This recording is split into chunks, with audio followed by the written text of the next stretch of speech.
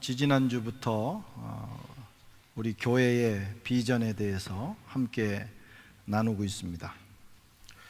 우리 교회에 하나님께서 주신 비전은 회복입니다. 회복. 무엇을 회복해야 할까? 먼저 생명을 회복해야 한다. 생명이 어떻게 회복됩니까? 하나님의 복음에 의하여 생명이 회복됩니다. 두 번째로 우리가 회복해야 하는 것은 바로 삶입니다. 삶의 회복. 삶의 회복이라고 하는 것은 우리가 예수님을 닮아가는 것을 의미합니다. 예수님의 제자가 되고 또 예수님처럼 살아가는 것, 그것이 바로 삶의 회복입니다. 에베소서 오늘 4장 13절, 15절 말씀을 함께 읽어보겠습니다. 우리가 다 하나님의 아들을 믿는 것과 아는 일에 하나가 되어 온전한 사람을 이루어 그리스도의 장성한 분량이 충만한 데까지 이르리니. 15절, 오직 사랑 안에서 참된 것을 하여 범사에 그에게까지 자랄지라. 그는 머리니 곧 그리스도니라. 우리가 어디까지 자라야 하느냐? 우리가 어디까지 변화가 되어야 하느냐? 그리스도의 장성한 분량, 예수 그리스도, 그분에게까지 우리가 성장해야 됩니다. 그렇게 해서 우리는 온전한 사람이 되는 것입니다. 예수님에게까지 자라는 데는 두 가지 측면이 있습니다. 하나는 성장, 하나는 성숙입니다. 성장은 자라는 것이고 성숙은 무르익는 거예요. 성장은 외적인 측면이 강하다면 성숙은 내면적인 것입니다. 먼저 우리가 영적으로 성장해야 합니다. 생명이 태어난 것도 중요합니다. 태어나면 그 자체가 아주 소중한 생명입니다. 그러나 그것만으로는 부족해요. 시간이 지나면서 때에 맞게 자라가야 합니다. 성장해야 합니다.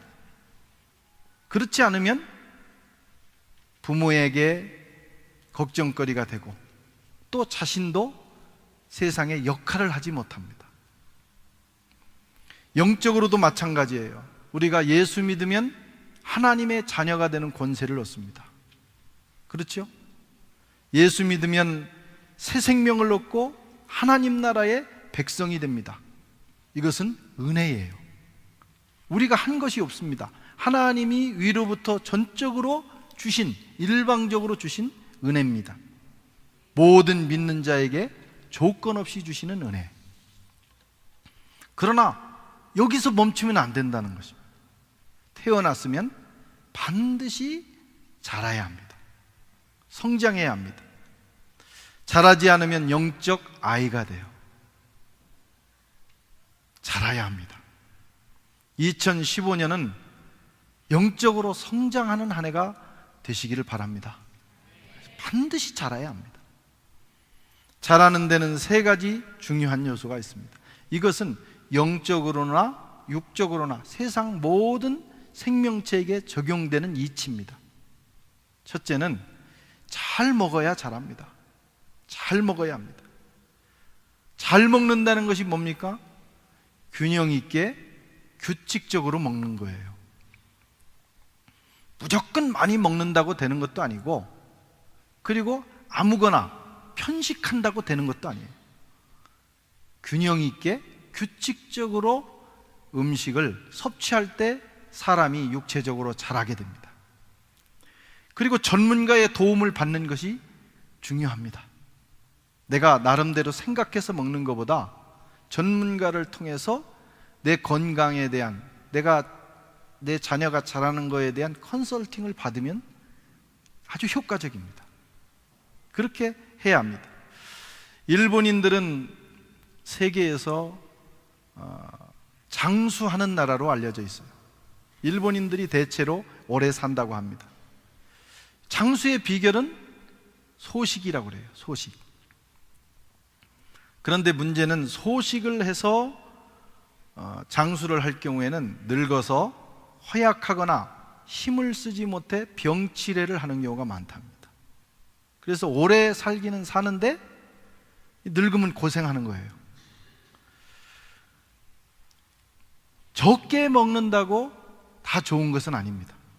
많이 먹어도 균형 있게 규칙적으로 먹으면 건강하게 자라고 오래 살 수 있어요.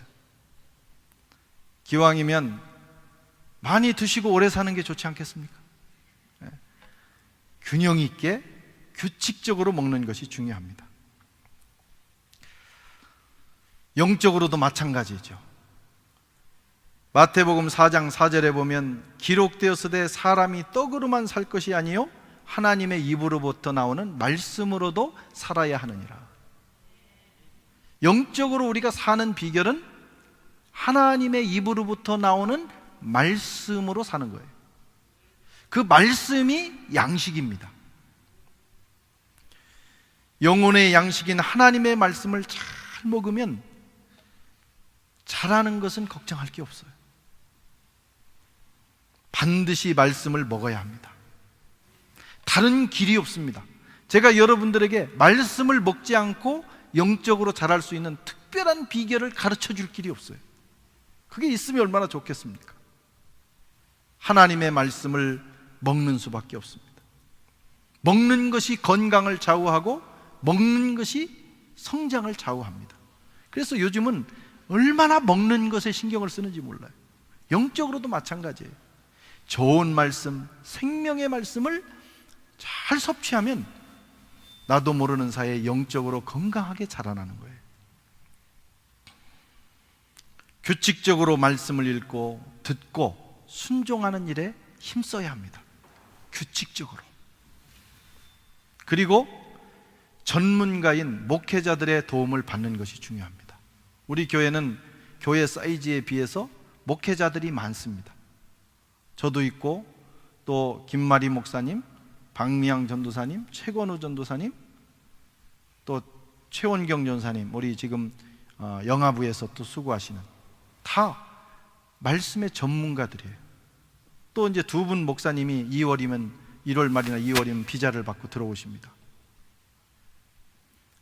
말씀으로 여러분들에게 도움을 줄 수 있는 분들이 다 준비가 되어 있어요.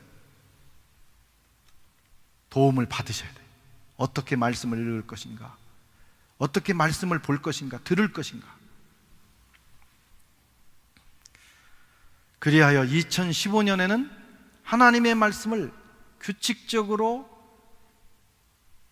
또 여러분 상황에 맞게 잘 듣고 읽고 순종하여 영적으로 많이 자라는 한 해가 되시기를 바랍니다.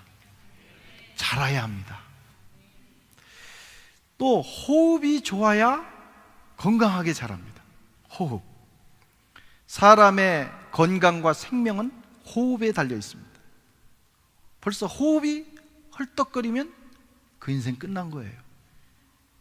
호흡이 멈추면 완전히 끝난 겁니다. 호흡이 멈추는 순간 모든 육체의 기능이 정지되기 시작합니다. 호흡이 고르면 건강합니다. 점점 건강해집니다. 그런데 호흡에 문제가 오면 결국은 건강을 잃게 돼요. 자라지도 못합니다. 몇 분만 호흡을 멈추면 산소가 내 속에 공급되지 않고 산소가 공급되지 않는 순간 심각한 문제들이 옵니다.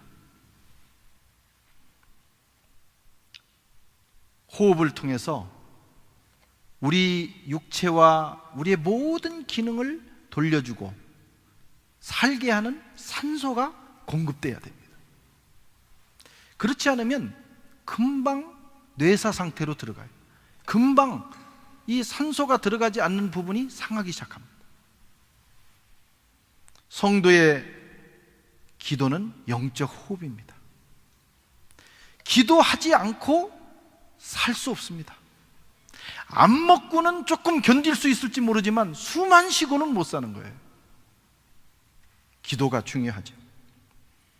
기도가 고르지 못한 사람이 있어요. 규칙적으로 기도해야 되는데 숨을 몰아쉬듯이 기도도 몰아서 하는 사람이 있어요. 그나마 몰아서라도 하면 다행입니다. 아예 기도를 안 하는 사람이 있어요.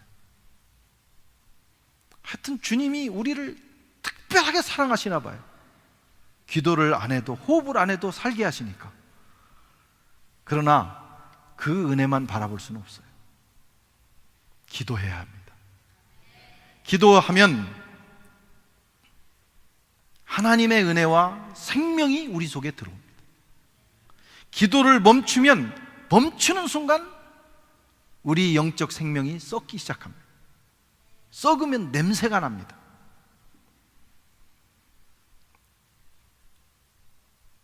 영적으로 뇌사적인 사람이 있어요. 뇌사 상태.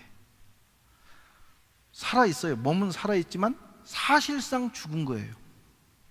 교회도 나오고 뭐 이것저것 우리가 흉내는 다 냅니다. 그런데 생명이 공급되지 않는 사람이 있어요. 혹시 내가 그렇지 않은가? 지난 2014년을 그렇게 살지 않았나? 여러분, 숨 안 쉬면 답답하지 않습니까? 막 괴롭지 않습니까? 왜 인생이 답답하고 마음이 괴롭고 우울합니까? 호흡을 안 해서 그래요. 기도에 호흡을 해서 하나님이 부어주신 영적 산소가 우리 속에 들어오면 우리는 살게 됩니다. 유쾌하게 되는 날을 경험합니다. 사도 바울은 말하기를 쉬지 말고 기도해라.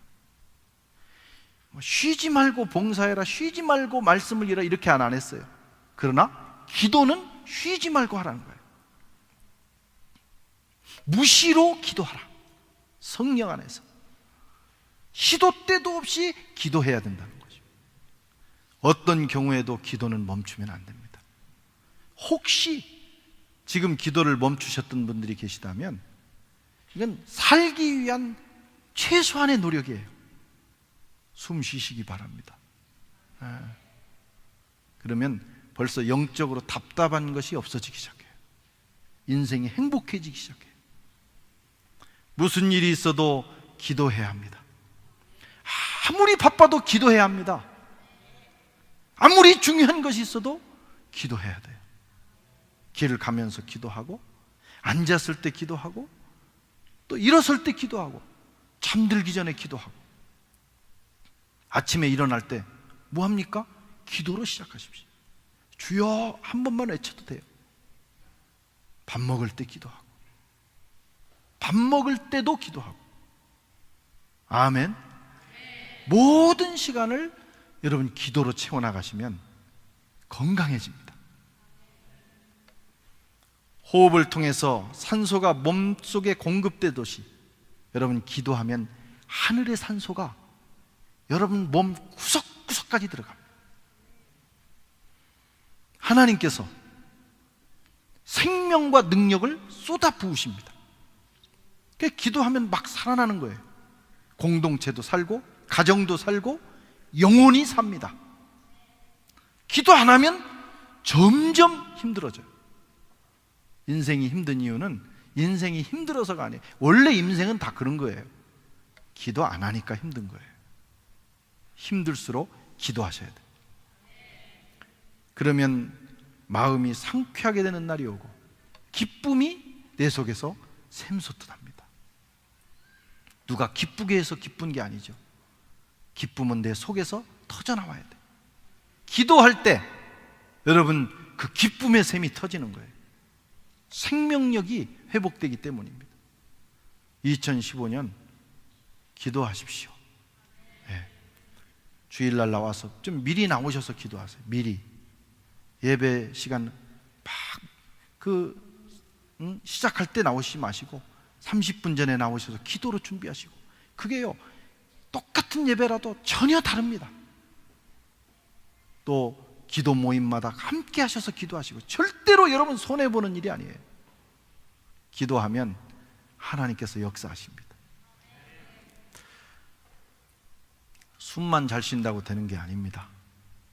또 몸을 단련해야 됩니다. 잘 먹고 숨은 잘 쉬어서 덩치가 크게 자라도 헛껍데기 인생이 있어요. 툭 치면 푹 쓰러지는 사람이 있어요. 무거운 것은 전혀 들지도 못해. 덩치는 큰데 이게 근육이 발달이 안 돼 있어요. 조금만 걸어도 힘들어서 쓰러져야 합니다. 그게 문제입니다. 몸을 단련해야 돼요. 유연하게 만들고 근육을 만들어야 합니다. 그래야 건강을 유지할 수 있고 그 몸으로 기능을 할 수가 있어요. 영적으로도 마찬가지입니다. 여러분, 사람이 50이 넘으면 50견이라는 게 와요. 50견.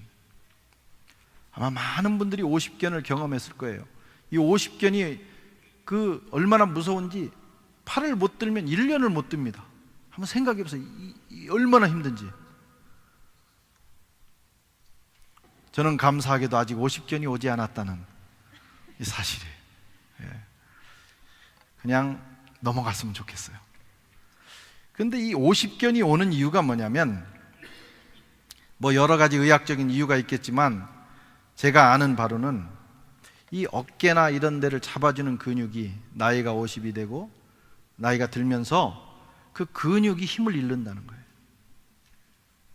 근육이 힘을 잃는 순간 여러 문제들이 오고 거기에 염증이 생기고, 그래서 50견이라는 게 옵니다.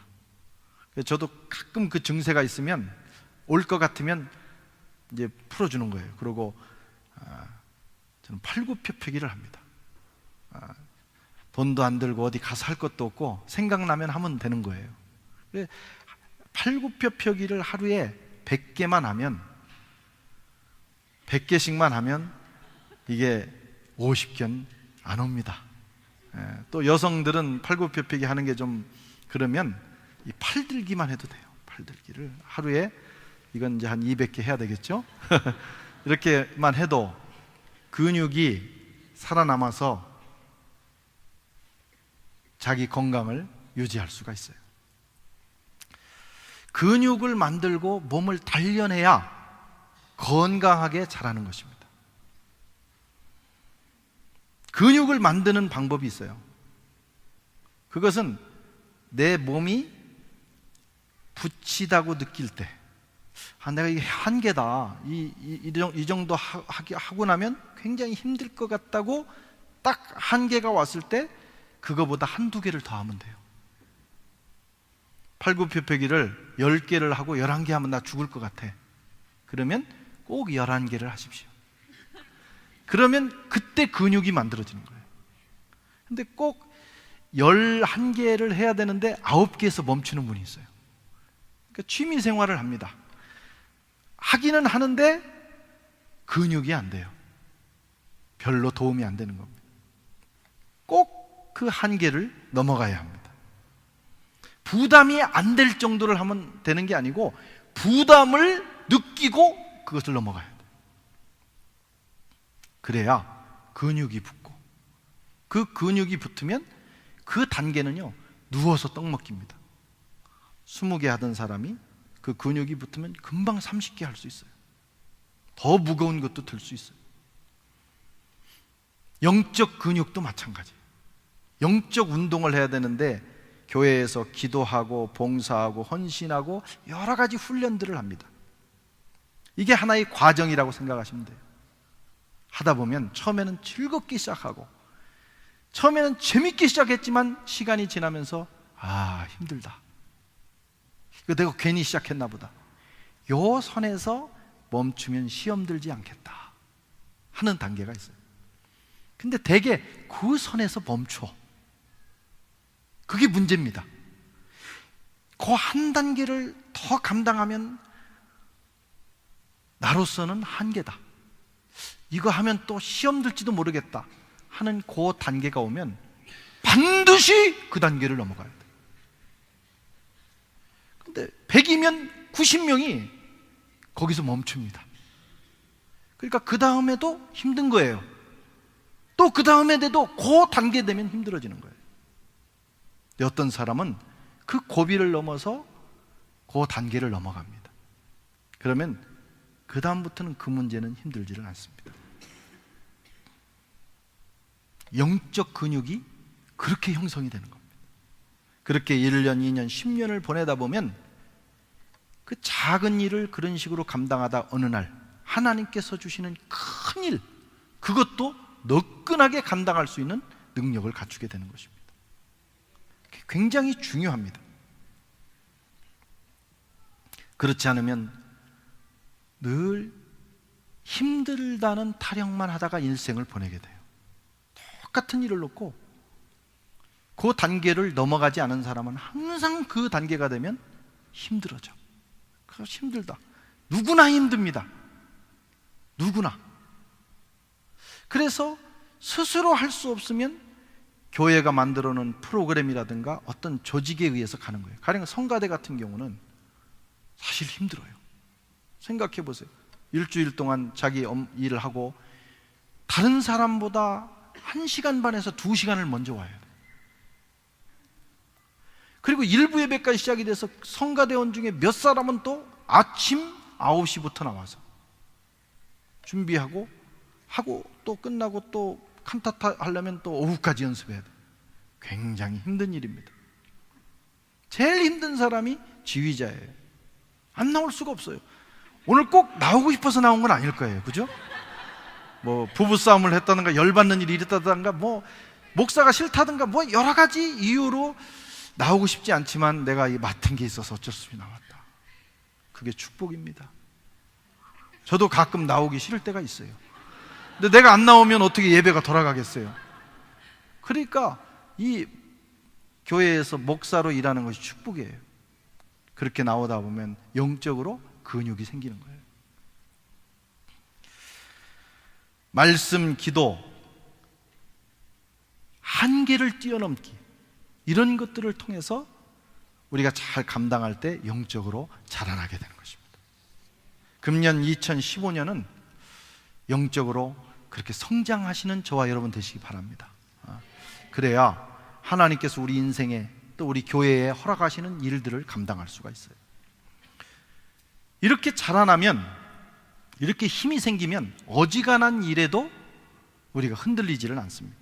어떤 상황이 와도 그것 때문에 넘어지지 않습니다. 그게 강한 용사 아닙니까?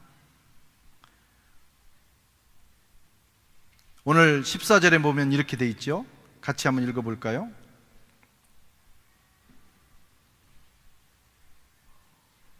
이는 우리가 이제부터 어린아이가 되지 아니하여 사람의 속임수와 간사한 유혹에 온갖 교훈의 풍조에 밀려 요동하지 않게 하려 함이라. 아멘.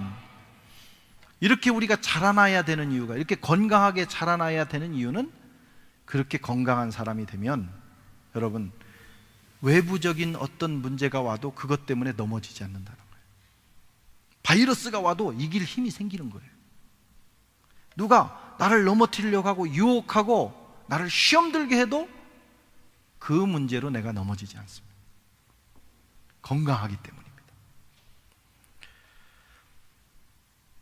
또 성장할 뿐만 아니라 성숙해져야 돼요. 열매가 익듯이 익어야 돼요, 인생이. 성숙한다는 것은 우리 내면이 주님을 담는 것입니다. 주님의 성품을 담는 것입니다. 말씀을 읽고 기도하고 봉사하면서 훈련하면 아주 건강한 영적인 그 체력을 갖춘 사람이 됩니다. 그렇다고 꼭 성품이 주님을 담는 건 아니에요.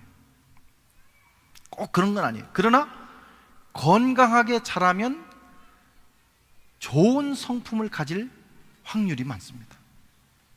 보면 몸이 약하고 몸이 힘들면 사람이 자기도 모르게 신경질적으로 변합니다. 그렇지 않습니까? 너무 피곤하고 체력이 감당을 못하면 사람이 예민해져요. 제가 군대에 있을 때 이 남자들은 행군이라는 걸 하지 않습니까? 행군을 할 때 완전히 체력이 소진되는 단계가 와요. 너무 힘들어요. 그러면 총 메고 가는 거, 뭐 이 안에 귤 하나 담은 것도 힘들어요. 무게가 느껴져요. 그럴 때 옆에 동료가 툭 하고 건드리면 신경질이 납니다. 그전에는 전혀 그렇지 않았는데 이 체력이 떨어지면 그렇게 돼요. 그래서 건강하게 자라는 것이 좋아요. 그렇게 되면 좋은 성품, 외부의 자극에 대해서 좋은 반응을 할 수가 있어요. 그런데 건강하다가 꼭 그런 것만은 아니에요. 노력해야 됩니다. 기도하고 자기를 내려놓고 주님의 성품을 닮아갈 수 있도록 도와달라고 몸부림을 쳐야 합니다. 주님은 우리가 그런 주님의 아름다운 성품 닮아가기를 원하십니다. 우리 인생이 무르익기를 원하는 거예요. 그래서 그런 사람 곁에 가면 따뜻합니다. 그런 사람 곁에 가면 편안합니다. 그런 사람이 많이 모인 구역이나 교회 공동체에 가면 그런 온기를 느낍니다. 지친 사람이 와서 평안함을 얻고 회복됩니다. 우리 교회가 그런 교회가 되기를 바랍니다. 예수 닮은 사람이, 예수님 마음 닮은 사람이 많이 있어서 누구든지 여기 오면 예수님을 느낄 수 있도록. 아멘. 하루아침에 되지는 않죠. 시간이 필요합니다. 사람이 하루아침에 크지 않는 것처럼 우리 성품도 오랜 시간 다듬어지는 겁니다. 그러나 오늘보다 내일이 나아야 돼. 2014년보다 2015년이 나아야 됩니다. 그러다 보면 어느 날 우리가 주님의 장성한 분량에까지 이르는 축복을 경험하게 됩니다. 금년 한 해 목표를 정하시기 바랍니다. 새해를 시작하면서 여러 목표를 세우잖아요. 학업에 대한 목표, 사업에 대한 목표, 이런 것도 세우지만 영적 목표를 세우십시오. 내가 금년에는 영적으로 이렇게 자랐으면 좋겠다.